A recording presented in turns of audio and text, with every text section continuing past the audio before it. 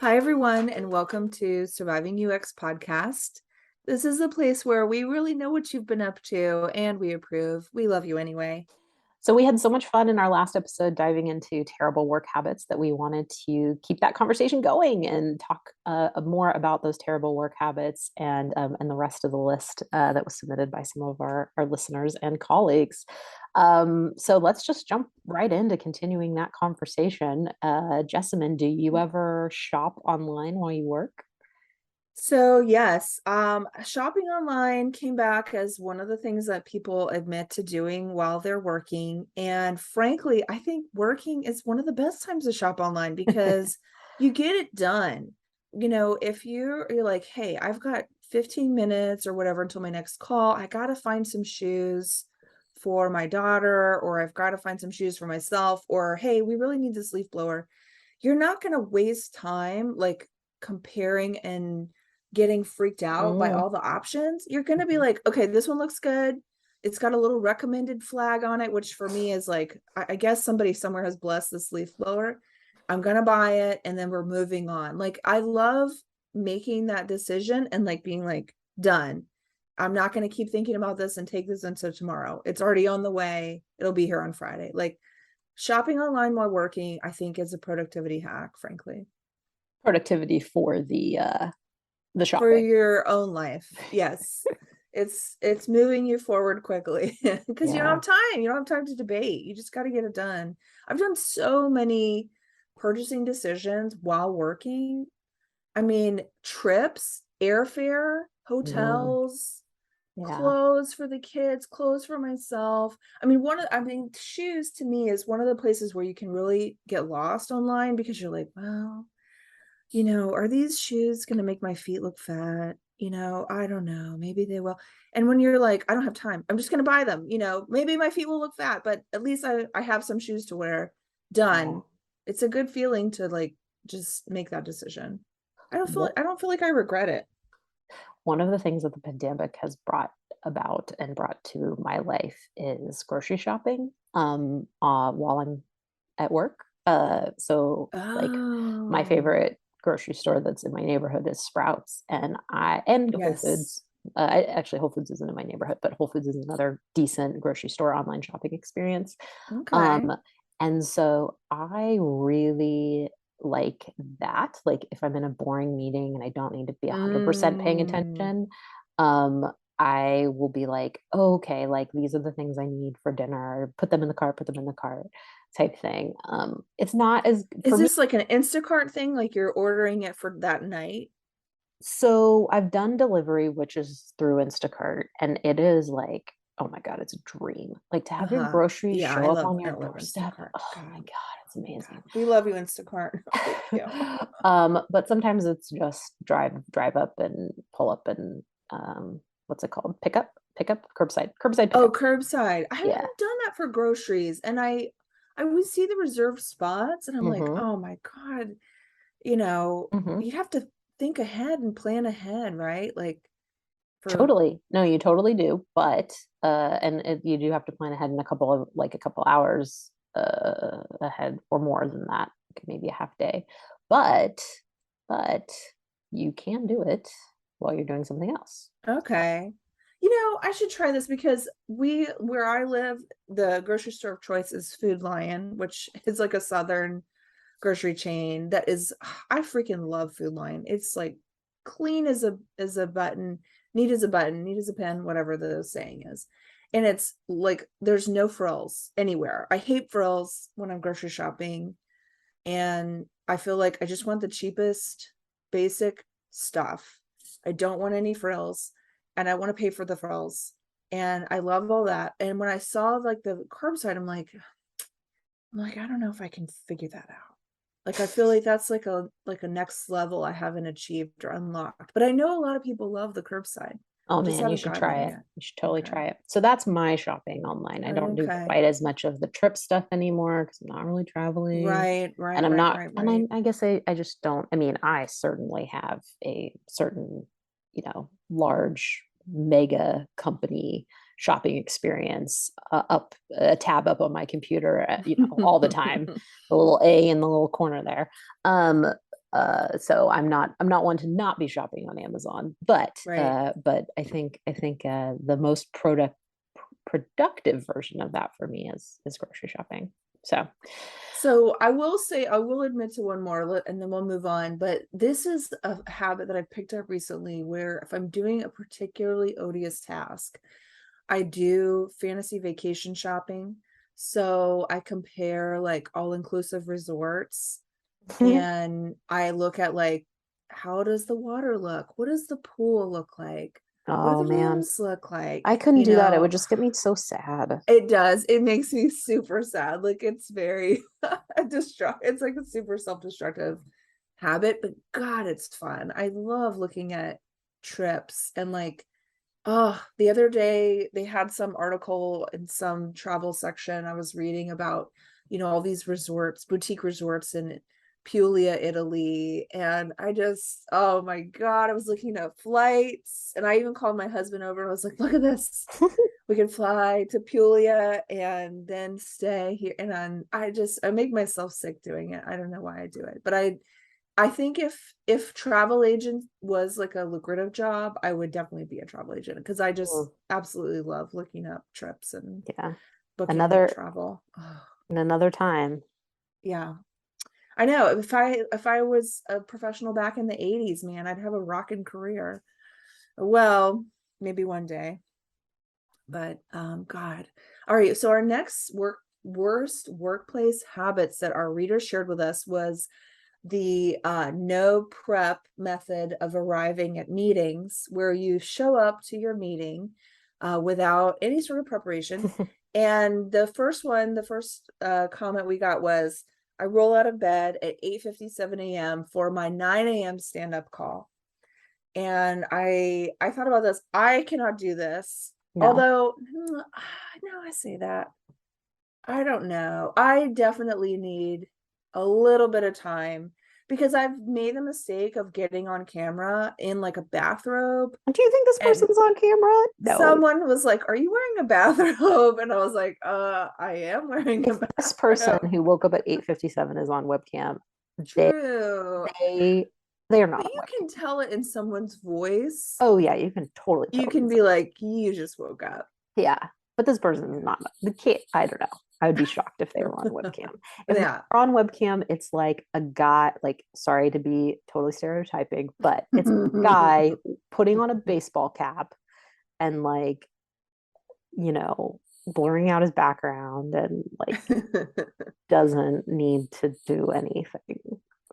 Well, yeah, I feel like I have a pretty low maintenance beauty routine, let's call it, if we can call it that. But I do feel like I at least need a few minutes before I can get on I camera. I have need to eat.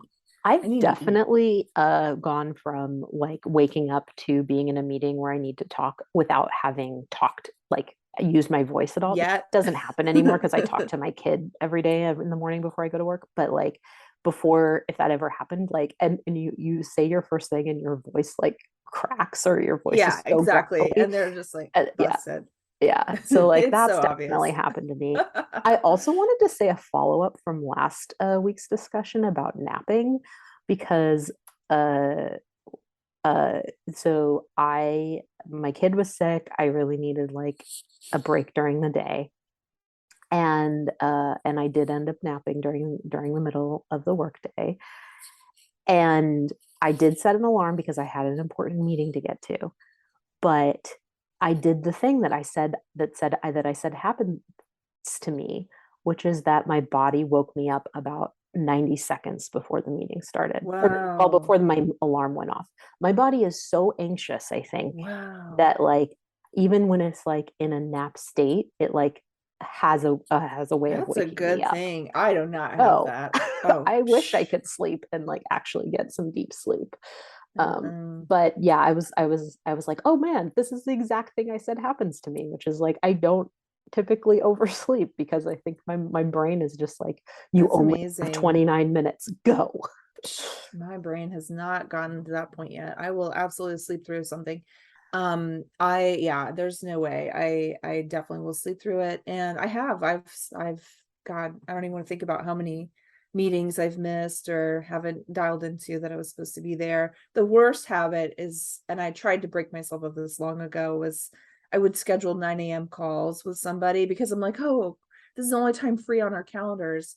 And I've just learned the hard way, like I will be late to the meeting or I will forget about it.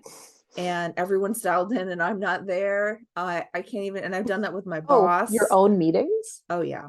Oh I goodness. schedule a meeting and then I don't even show up. Jessamyn. Like I know it's so bad. It's so bad. It's the worst. And I've totally done it and I try not to do it, but man, that's a Yeah. bad one. And We I'm got sure like it burns the bridge forever. Like whoever I did that to, they probably just are like, you're off the list. Yeah, I would have been a little mad at you if that happened. Yes. But we got to Uh, talk about these next ones because okay. I have a beef to pick here. So the next couple are about doing something during your own presentation. So like going out of your presentation slides and like fixing typos, or like for us, for UX folks, like we're often presenting mock-ups and often presenting mock-ups that have like clickable that are like clickable prototypes, and like, oh my gosh, like the number of times you're presenting and like you click on something and you didn't link it correctly, or you didn't update. And yeah. I want to say that when in my past life, and I'm gonna call out the software by name because I want this to change. In my old life, I used a remote sharing, whatever, remote meeting tool, GoToMeeting, and they had a pause button. And the number of times I would pause, fix something, update, and no one knew. No one knew because my screen Oh. was frozen for them. But on the side, I would Uh-huh. update, refresh, whatever, and then it would be fixed. And the only reason Brilliant. I know that I picked up that habit and did that so effectively and so often is because now I'm forced to use Microsoft Teams, which is hot garbage, and it does not have a pause button. And Oh my I now God. still do it, but I do it on the fly in front of everybody. And it makes me Yes. so anxious every single time I Oh, do it because I'm like, hold on just a second. I have to fix it. Because if I don't fix it right then, I'll forget and then it'll just be broken forever or until the next time I present. right. Exactly. That's the thing. As queen of the broken prototype, I have unfortunately had this happen so many times. In fact, I've gotten to the point where I try to make a joke out of it for the audience because I'm like, something in here is going to be broken. I usually will proceed my presentation with that disclaimer, like, this prototype is a little flaky, guys, so just bear with me. There's likely to be some broken links in here. And I will try to fix them as quickly as I can because not fixing it makes me crazy. Absolutely. And same with typos. Like, I'm like, if I see a typo, just let me fix it.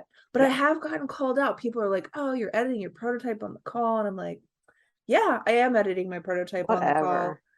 Yeah, I mean, it's fucking broken and I don't want to share a broken prototype and I'm going to fix it. It'll take me 2 seconds. Let me just do it. Yeah. But it makes people crazy. But going through Really? your prototype ahead of the presentation, You cannot catch them all. yeah.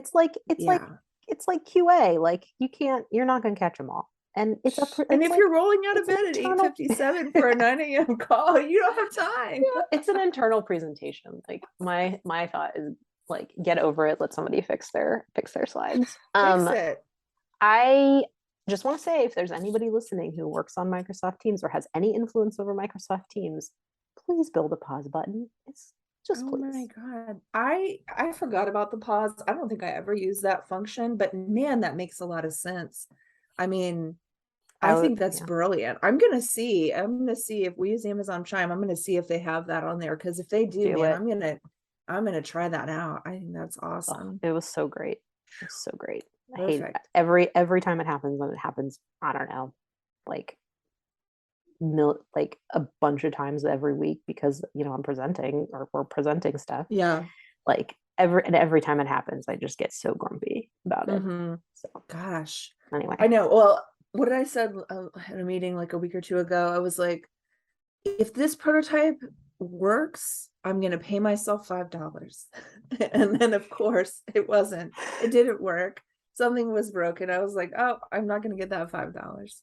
But yeah, I try to make a joke of it because I'm just like, I try to take away the anxiety. I like, something in here is going to be messed up. And that's just how it is. yeah, I think Um, that's yeah. just how it goes. Yeah, there is no such thing as a perfect prototype. All right, productivity nightmares, you guys. So we have a couple of suggestions or some contributions from our listeners that are basically things that people do to try to be productive, but then end up backfiring and making their lives miserable. So if you've done one of these, you're not alone. So the first one that someone mentioned was working through lunch and eating at their desk. We talked about this a little bit last time, eating at their desk. I mean, I think it's an antidote to loneliness. I'm pro eating at my desk and working through lunch, but I can see where this kind of sucks too if you don't give yourself a break at all during the day. Oh, the worst is if you're trying to eat lunch during a call and you really don't get a break, like you're on calls and you're eating meals. That is kind of the worst. I will say that, like, yeah, that definitely is a morale killer for me.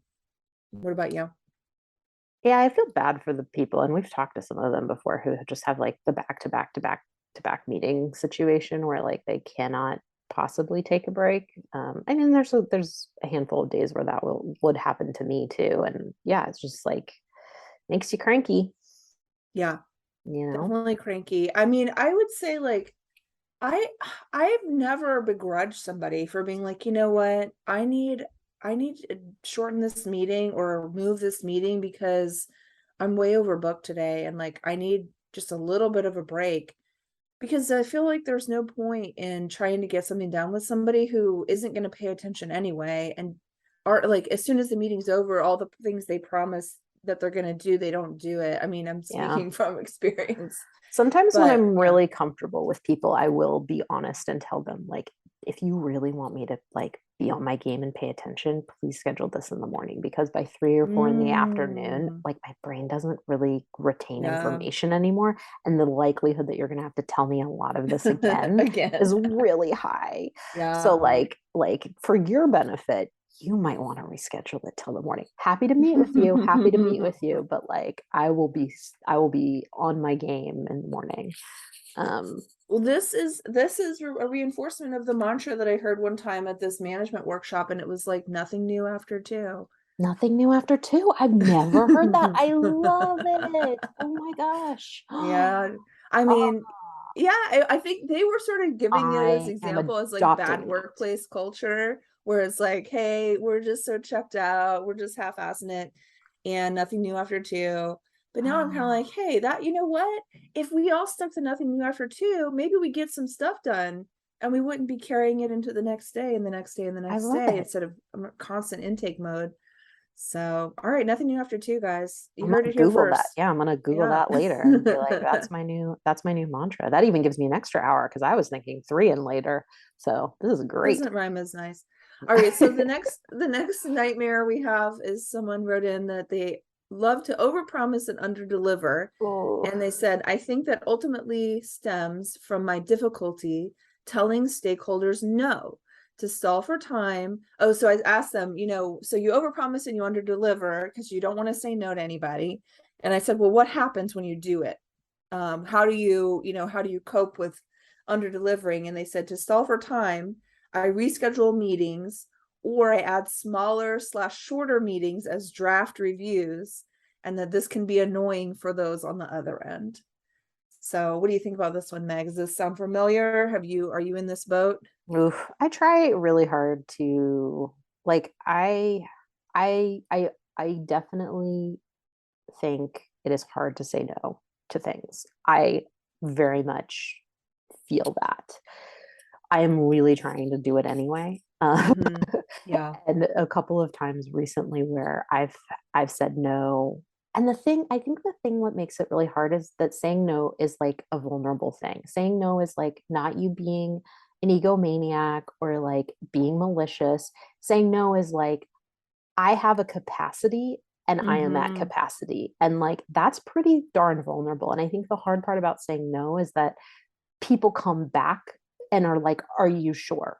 Or how about now? And then you have to repeat that whole Mm. experience of saying like actually no and for these reasons. And so anyway, my point of saying all of this is in the past couple of times that I've had to do this, like it's felt very much like I have a wound and like and like people are like picking Oh at my it. God. And so like in the moment of me, I think I over explain and I over give reasons of like, this is why this is why I can't do it. And also this, and also this. And like I think they're just like, I think we get it. Like now you just sound like a real sad sack who can't. Oh, I think this sort of reminds me of like when people say that they can't do something because they're not feeling well, and then they give you like a really intense description of Yes. how they're not feeling well, and you're And you like, I don't need it. Don't need it. don't need to know. Don't I need don't to know. care. All you Yeah. have to say is not feeling well, done and done. You Yeah. don't need to describe your symptoms.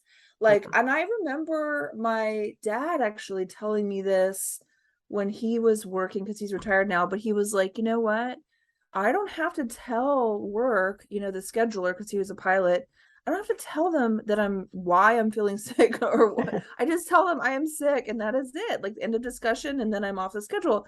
And I remember as a kid being like, whoa, because I feel like with school, you'd have to be kind of dying or have like really severe symptoms or really get into all the gross details of how sick you were. Mhm. And I mean, it was like you had to have a doctor's note or whatever. And I feel like no, and that's like the thing is that you can just say I'm overbooked until October or whatever, and then I'll have some more bandwidth, but right now I'm booked out and until then. And I think the people that do this well, I'm gonna say two examples that come to mind. One is engineers. Engineers love saying no anyway, and this is just another way that they say no. And nobody ever gets back on engineers and is like, oh, you need to up your velocity, bro. Like you need to tackle this. No, people have so much respect for that. And then the other one is contractors. Like, if you think about you want to get your roof redone or your deck rebuilt or something like that, and you call a contractor, they'll be right up front and be like, hey, we're Mm, scheduled out. We're scheduled out until, you know, spring of next year. We'll put mhm. you on the schedule for spring of next year. And no one's going to be like, sorry, I don't buy that. You need to book me now. Like Yeah, they or just accept it. Right. call back and be like, well, how about now? How about How now? about now? How about Yeah. now? Yeah. I mean, and that's the Has thing. I feel anything like changed? No, how nothing's like how do changed. we get there? How do we get there as designers, as pleasers, as people who like to deliver? How do we get to that point where we're like, I am booked, I am focusing on this project right now, and I will pick up something new when this is done next month, and I'll put you on the list. You're on the backlog, but You're on the list. you're on the list, but that's the best you can do. I mean, this is really hard. This is really hard. But yeah.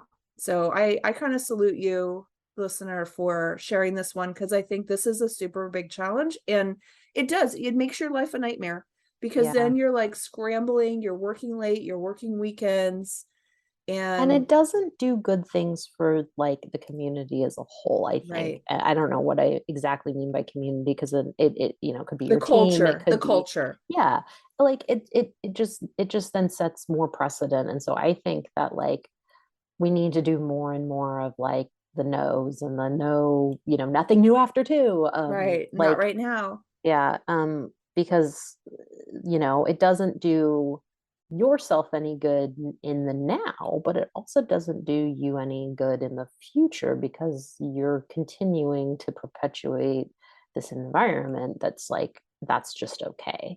Mm-hmm.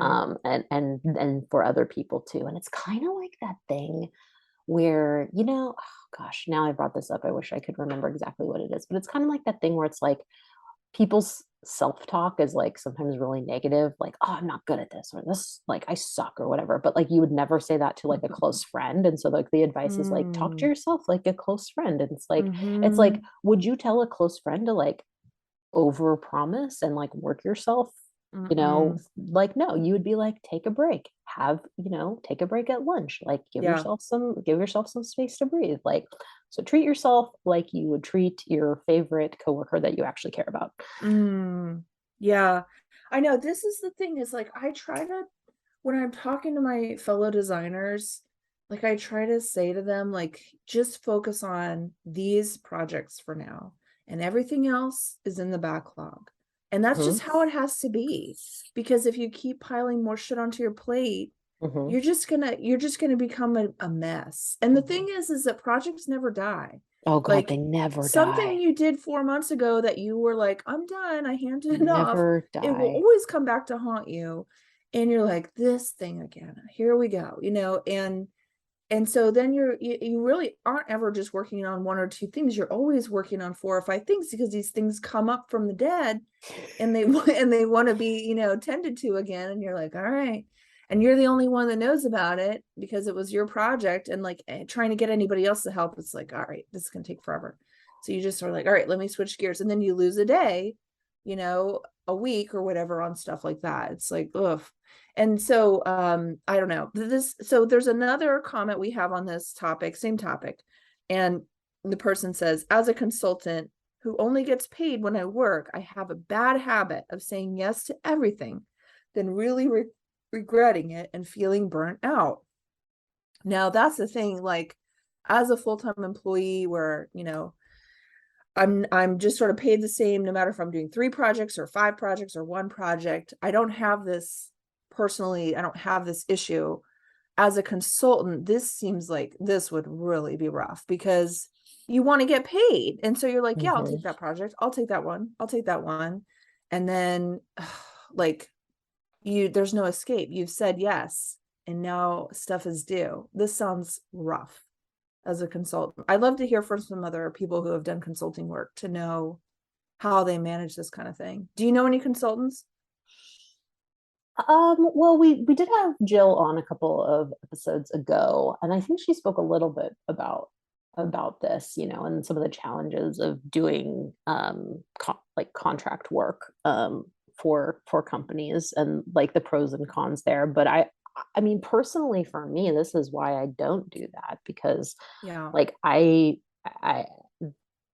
there are negatives of working for a big, large corporate entity and not having as much control over what I get to work on and things like that. But that pressure of of needing to say yes because otherwise you don't like get paid, Get paid. um, like is I don't know, like that's just overwhelming. And also the part of that that's like having to go out and like find work a lot of the times if it's Ooh. not just like coming, See, coming to that's you the in thing that droves. keeps me where I am because the idea of having to go drum up work and knock on doors, Hmm. oh, that's a lot of work. I don't know. You'd have to be constantly marketing yourself, constantly trying to sell yourself Yeah. and sniff out projects and and then you might get into something and it might not be so great and there's not like an easy out, because they've got you, by the contract and then you're not going to get paid until, you deliver something and that delivery may get pushed out and pushed out and pushed out. I mean, man, you'd have to have a like really good contract. I guess you'd have to have a lawyer or something to figure out, but I'd be so afraid I wouldn't get paid. Stuff, things happen, stuff doesn't ship, projects Mhm. churn, people change their minds. Suddenly it's this way, not that way. And man, I'd be terrified Maybe that, that's why like the people who have this kind of work really figured out is lawyers, like right.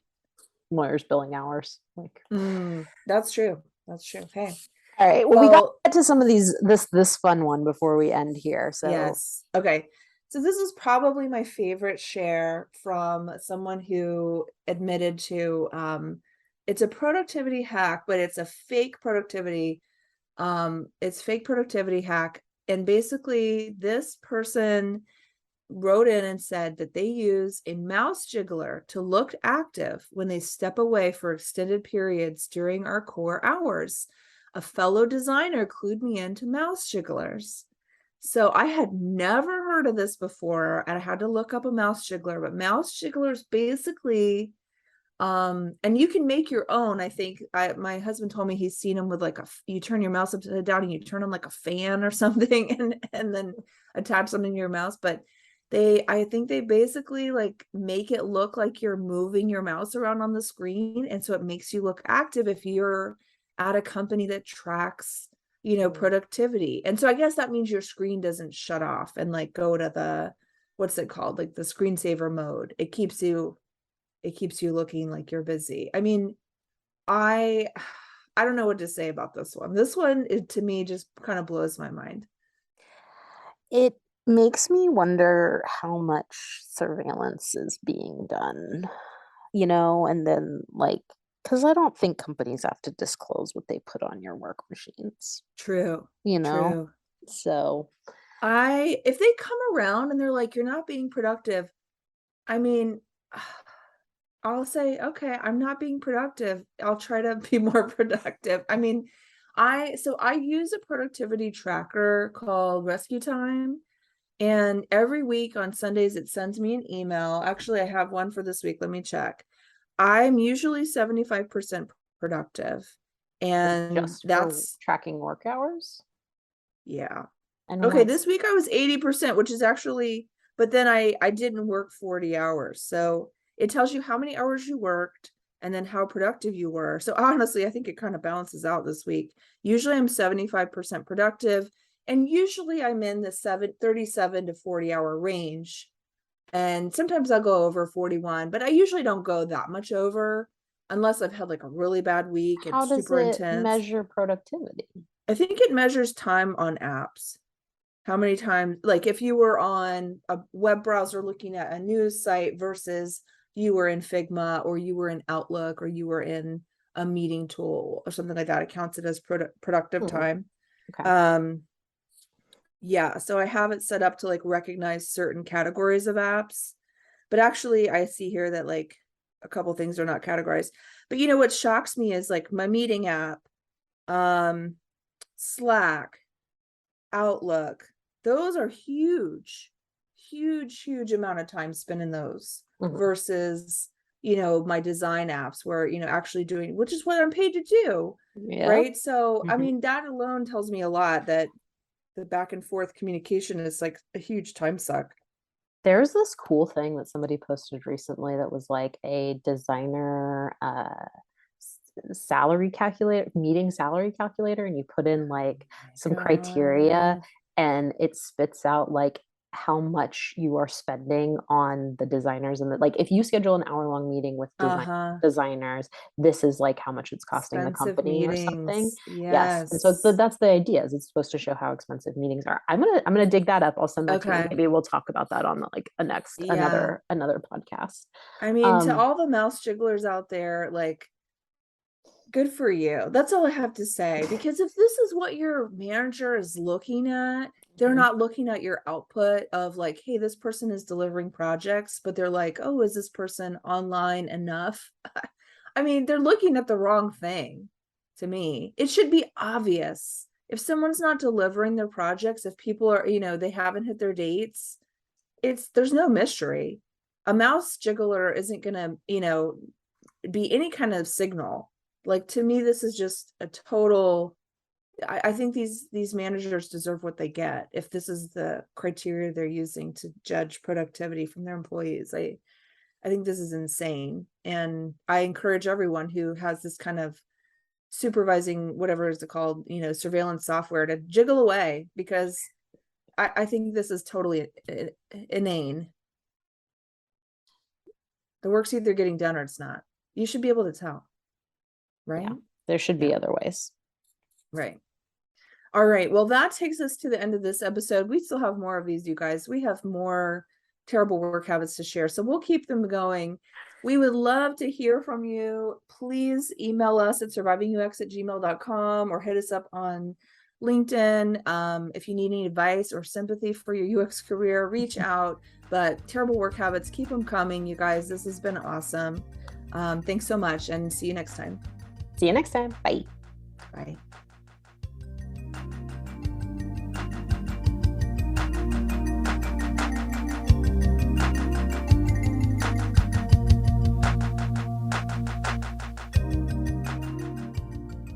Surviving UX is hosted and edited by Jessamyn Edwards and Meg Kramer. Our theme music is, among other things, the on-hold music for Cisco phones, Opus Number 1 by Tim Carlton and Derek Deal.